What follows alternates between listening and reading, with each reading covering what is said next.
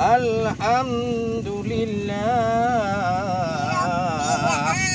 dua hama kada wani bauronyo bi kanduri kana hai apa rutuli hayahan bago pak geci tayo kanduri kageba ya. Karena 12 Rabiul Awal Maulud Rada Tagaw memperingati lahir Nabi getanyo Muhammad Sayyidina nyan bu Maulud kage punyut lagenyo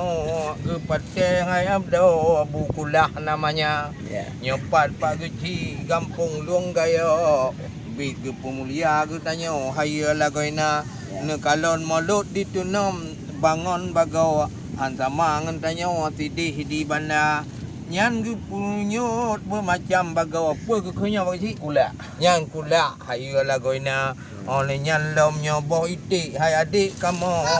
najid boh manok hai ada nyoboh itik namanya nyan ni lempu nah pante cemara bang wabine laut dadu support bajambu tua pulau uronyo kamu pageci kagebi kanduri mulut yang dalam bu punyut bang cukup selera nyopalam kantong bang engko rupa pulkun bo manongan engko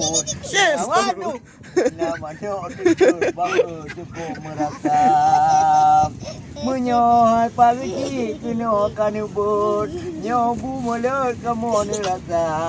pagi pan ke ditunam nyawa rasa bu punyut pah belun mulut kamu kena dekat ai munyo ditunam cukup mukalut awate mulut di keberaya nyan taboh mukim taboh gampung mudiki mulut tau mukalut telawut gu baca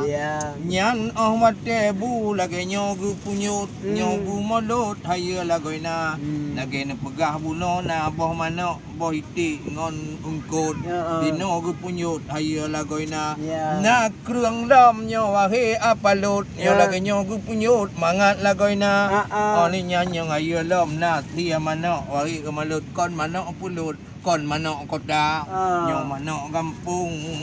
hai madung Daud nyo gu punyut Maulud Sayyidina nyan idang UBB raya lagi gu bale bang Daud nyan bulukat Maulud cukup merata yang kuju tiga go kuno nuja hai apa gente tulut ya pajuh bu Maulud Aceh Jaya yang lepas sedih di lon gigo katulut kupajo bu Maulud di Manok Raya bagi banjara hai kecil lon yang lon talut dapajo bu Maulud laju jino bermerasa alhamdulillah.